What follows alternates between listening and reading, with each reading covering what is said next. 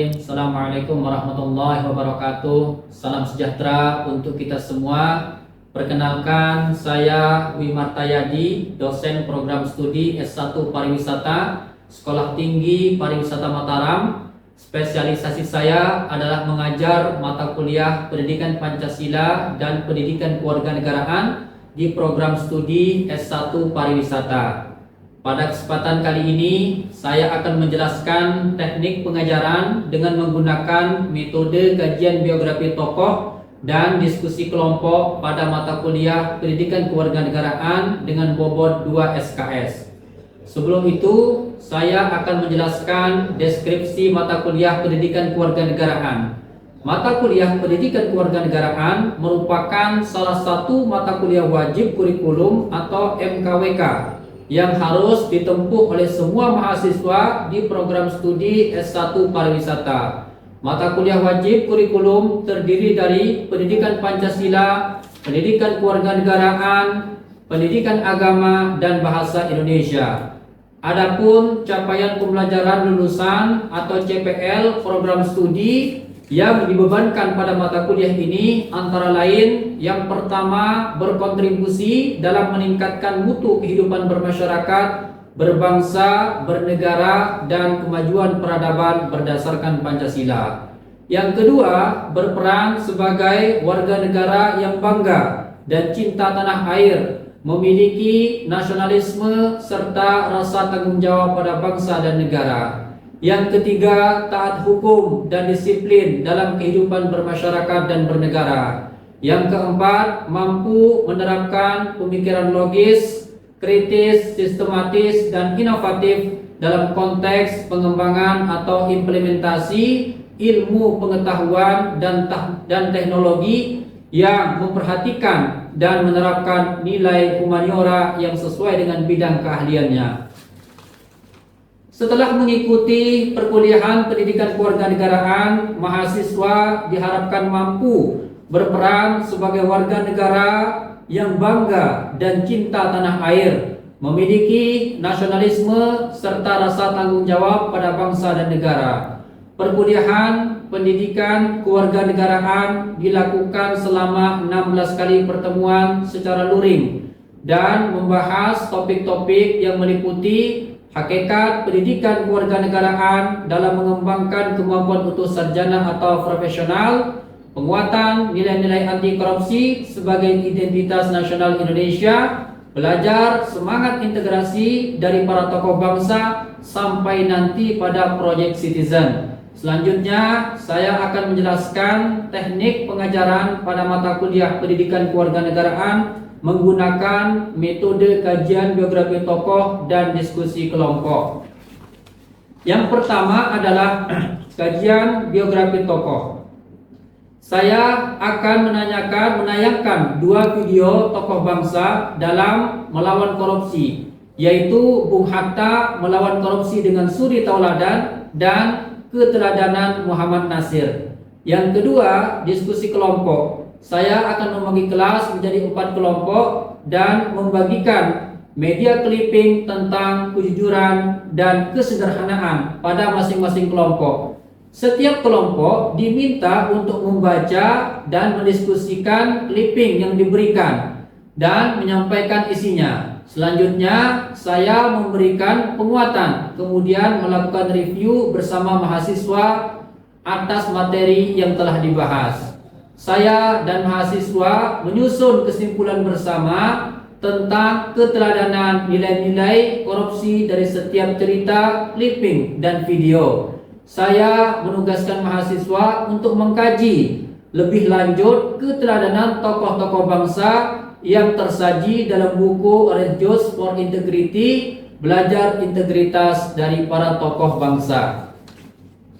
Dengan 2 metode ini, insya Allah pembelajaran bisa lebih bermakna. Saya menggunakan beberapa sumber dan media pembelajaran, diantaranya sumber pembelajaran meliputi buku Pendidikan Kewarganegaraan untuk perguruan tinggi, buku Pendidikan Anti Korupsi untuk perguruan tinggi, buku Orange Juice for Integrity, belajar integritas kepada para tokoh bangsa. Adapun media pembelajarannya menggunakan buku biografi tokoh, clipping berita, video dari YouTube. Selanjutnya adalah asesmen, yaitu bagaimana saya menilai mahasiswa. Pada pertemuan pertama, saya selalu menjelaskan kontrak perkuliahan yang telah disepakati bersama mahasiswa.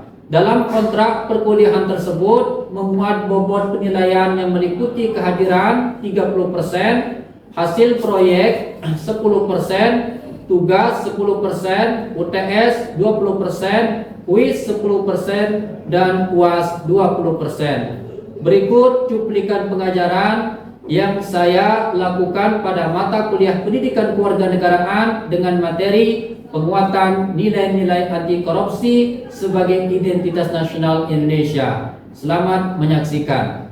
Oke, baik adik-adik, bismillahirrahmanirrahim. Assalamualaikum warahmatullahi wabarakatuh. Waalaikumsalam warahmatullahi wabarakatuh. Selamat pagi dan salam sejahtera untuk kita semua. Oke, baik, hari ini kita akan melanjutkan materi kita di mata kuliah Pendidikan Kewarganegaraan. Tetapi sebelum kita mulai, kita akan berdoa terlebih dahulu sesuai dengan agama dan keyakinan masing-masing. Berdoa mulai.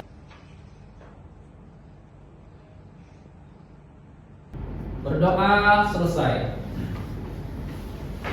Oke, baik. Nah, sebelum kita mulai pembelajaran, terlebih dahulu kita akan melakukan ice breaking, ya, pemanasan. Silakan adik-adik berdiri terlebih dahulu.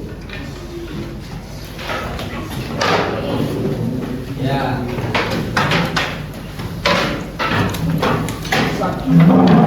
Sudah. Ice breakingnya berhitung 1 sampai dengan 6, ya. Ya. Kalau mengangkat, Bapak bilang 1, angkat tangan kirinya, ya. Kalau bilang 2, turunkan. 3, angkat lagi. 4, turunkan lagi. 5, naikkan. 6, turunkan kembali, ya. Paham? Paham, ya. 1, 2, 3, 4, 5, 6. Oke, sekarang tangan kanannya. Instruksinya agak berbeda nih. Kalau Bapak bilang 1, naikkan ke atas. Kalau bilang 2, maju ke depan. Kalau bilang 3, turun ke bawah. Kalau bilang 4, naik ke atas. Kalau bilang 5, maju ke depan lagi. Kalau bilang 6, turunkan, ya. Bisa? Bisa. Sekarang kita mulai. 1, 2, 3, 4, 5, 6. Nah, sekarang dua-duanya. Ya, kiri dan kanan, bisa? Pakai hidung, ya. Ya, ingat tadi kalau kiri naik ke atas dan turun ke bawah, ya. Kalau kanan kan ke atas, ke depan, ke bawah. Oke. Ya, 1, 2, 3, 4, 5, 6. Oke. Duduk kembali.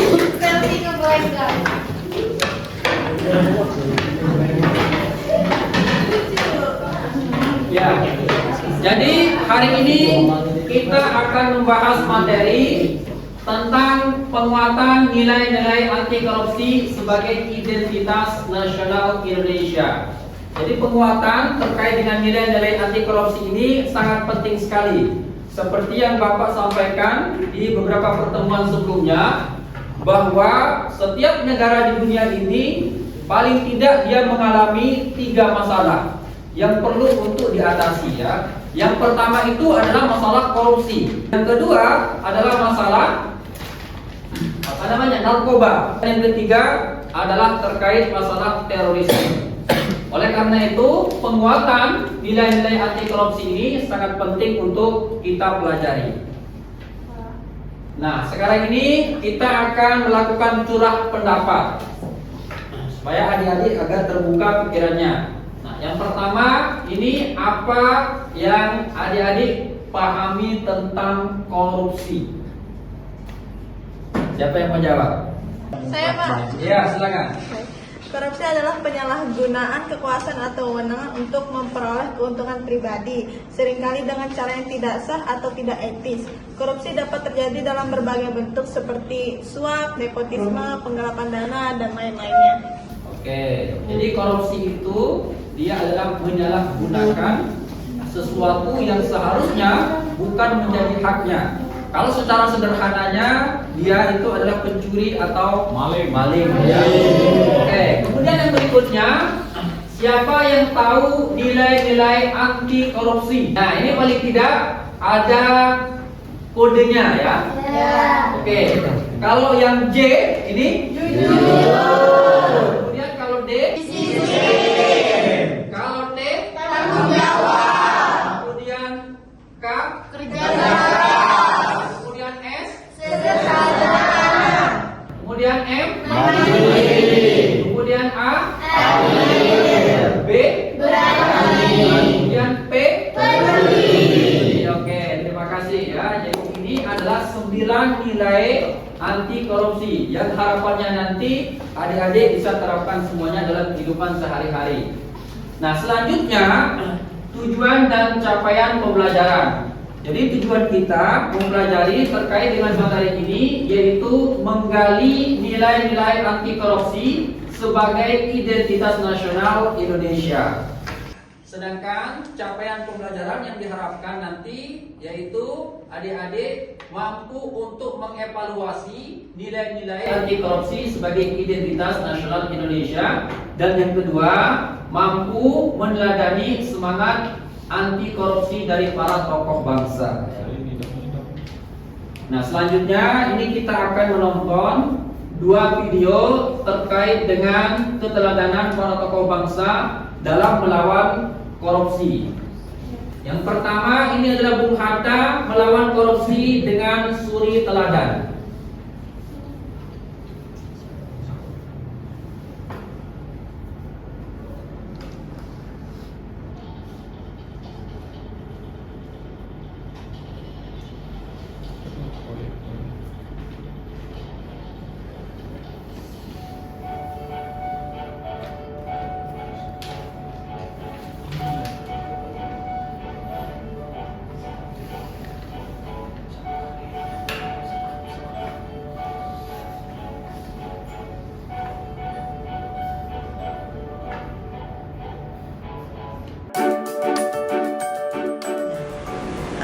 Ayah saya memang kalau sebagai wakil presiden pensiunnya itu tidak cukup untuk kehidupan sehari-hari bagi kami sekeluarga, tapi beliau sering sekali menulis dan dulu memang honornya bisa digunakan untuk mendukung kekurangan yang ada dari pensiun, dan juga saya kira yang penting adalah bagaimana peranan ibu saya untuk hidup hemat.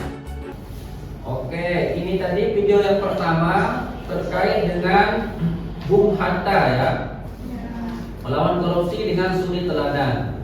Kemudian video yang kedua ini keteladanan Muhammad Nasir.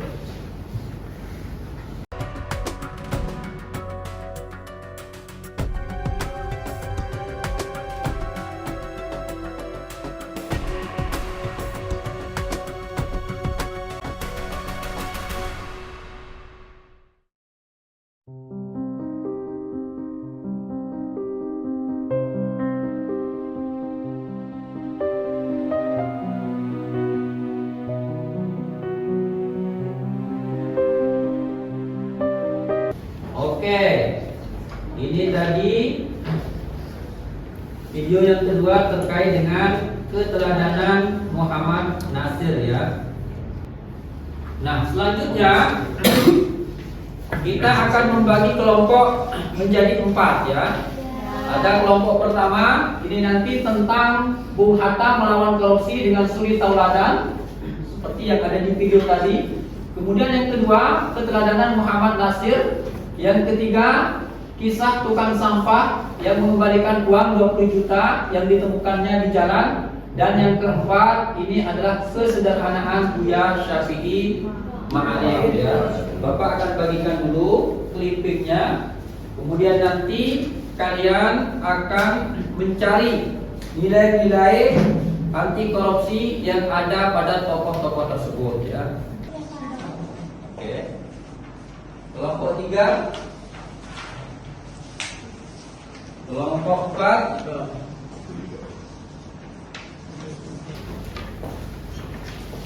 oke, silahkan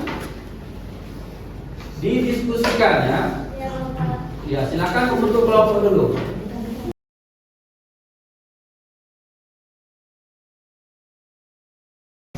Sekarang kalian kemukakan kelompok yang pertama ya. Siapa yang mau mewakili kelompok yang pertama? Baik, keteladanan nilai-nilai anti korupsi. Yang pertama ada jujur.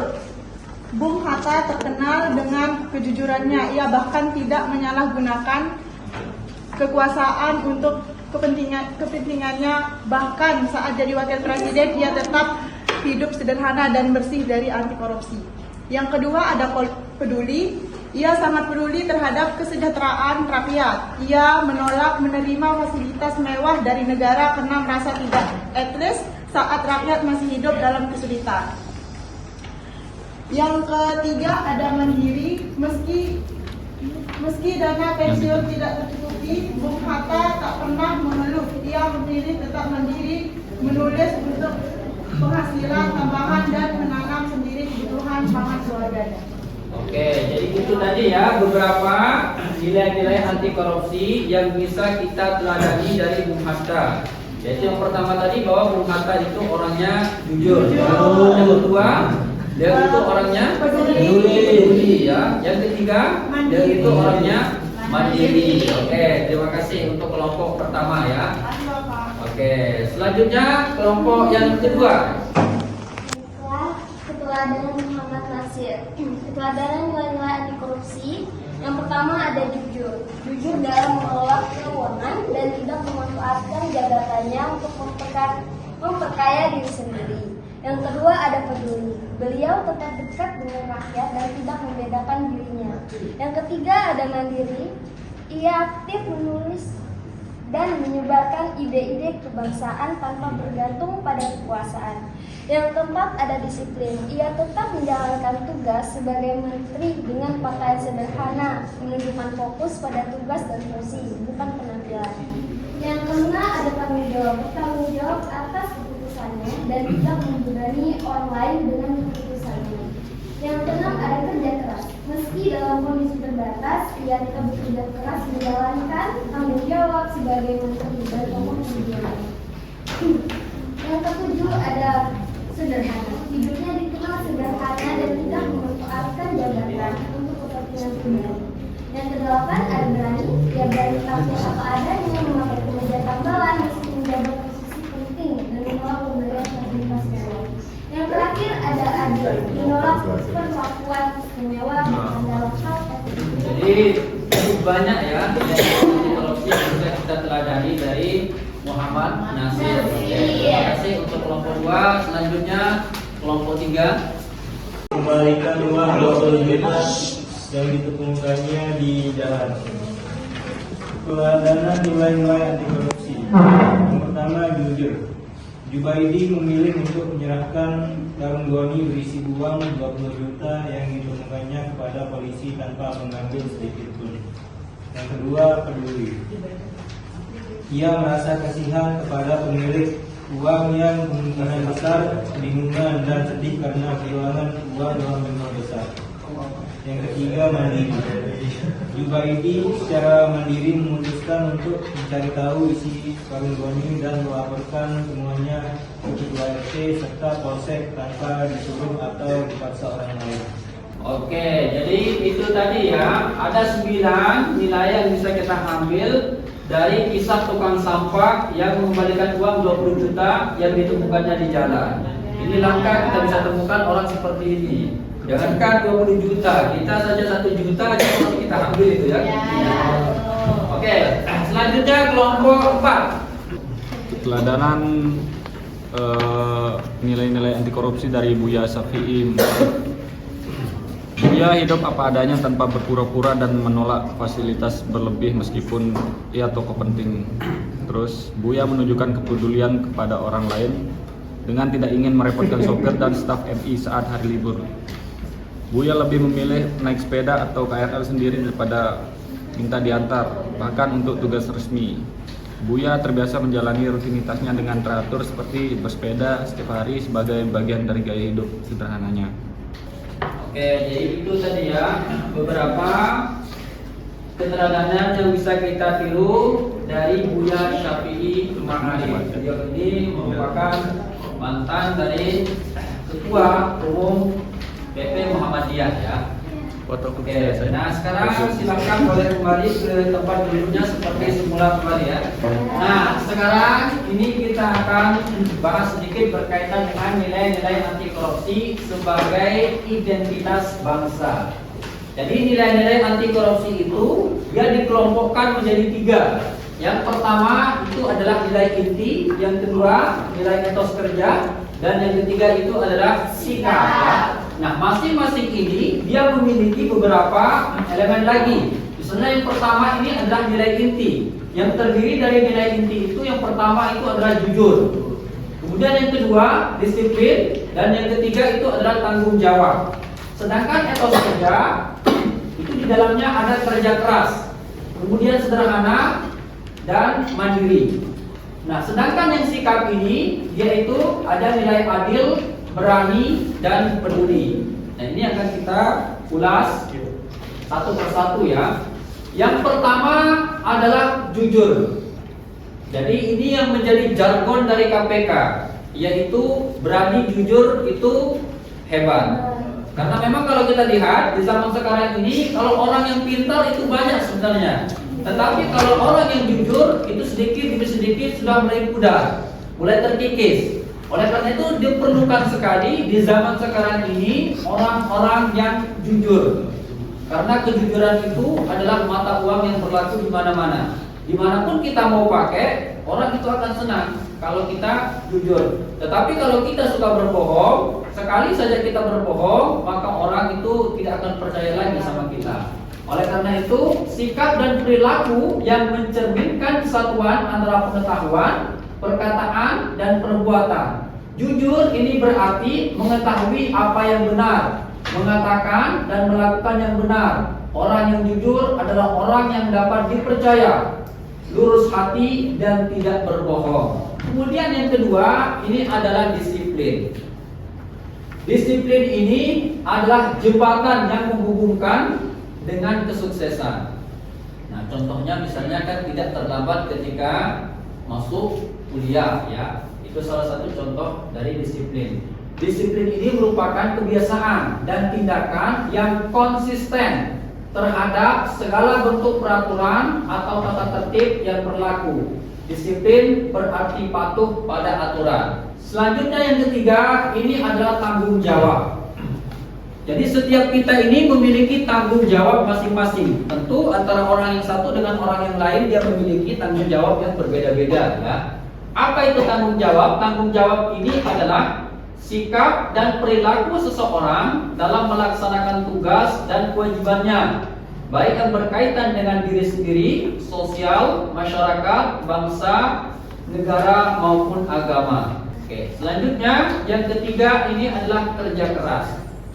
Ya. Apa itu kerja keras? Kerja keras ini sungguh-sungguh berusaha ketika menyelesaikan berbagai tugas, permasalahan, pekerjaan, dan lain-lain dengan sebaik-baiknya. Kerja keras berarti pantang menyerah, terus berjuang dan berusaha. Kemudian nilai anti korupsi yang kelima itu adalah sederhana. Sederhana ini artinya bersahaja ya. Menggunakan sesuatu secukupnya, tidak berlebih-lebihan.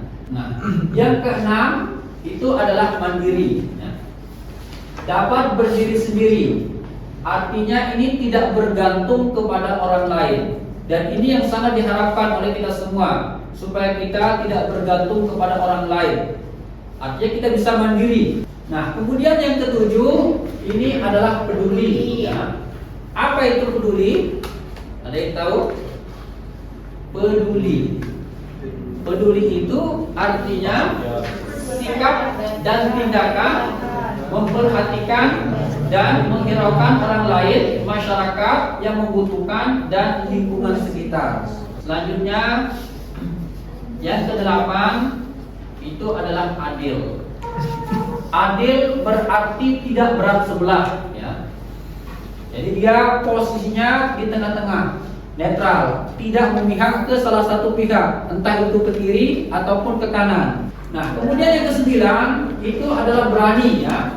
Apa itu berani? Berani artinya hati yang mantap, rasa percaya diri yang besar dalam menghadapi ancaman atau hal yang dianggap sebagai bahaya dan kesulitan. Berani berarti tidak takut atau gentar. Selanjutnya ini berkaitan dengan identitas nasional Indonesia. Jadi sama seperti Anda juga memiliki identitas, punya KTP, punya nama, bahkan baju seragam ini juga menjadi identitas adik-adik di kampus ini. Sama juga bangsa Indonesia ini dia memiliki identitas yang membedakan antara bangsa yang satu dengan bangsa yang lainnya. Lalu apa yang menjadi identitas bangsa Indonesia? Paling tidak di sini ada 9 yang menjadi identitasnya. Nah, sebelumnya ada yang mau bertanya dulu terkait dengan materi yang kita bahas hari ini? Silakan. Tidak ada? Tidak ada. Oke, kalau tidak ada pertanyaan, maka kita simpulkan ya pertemuan kita hari ini. Jadi kesimpulannya, kita perlu meneladani para tokoh bangsa di dalam menerapkan nilai-nilai anti korupsi, baik dalam kehidupan sehari-hari, bermasyarakat, berbangsa, dan bernegara. Jadi apa-apa yang baik dari para tokoh bangsa kita itu kita ikuti, kita teladani. Yang tidak baik ya tidak usah kita contoh ya, tidak usah untuk kita ikuti. Selanjutnya yang terakhir ini nanti kalian akan Bapak minta untuk mengkaji lebih lanjut keteladanan tokoh-tokoh bangsa yang tersaji dalam buku Orange for Integrity. Belajar integritas kepada para tokoh bangsa. Jadi tugas ini silahkan Anda kerjakan di rumah masing-masing dan dikumpulkan minggu depan ya. Baik, barangkali itu saja pertemuan kita pada hari ini. Bapak ucapkan terima kasih atas kehadiran dan partisipasinya, dan mohon maaf apabila ada kekurangan. Bapak tutup dengan mengucapkan wassalamualaikum warahmatullahi wabarakatuh. Terima kasih.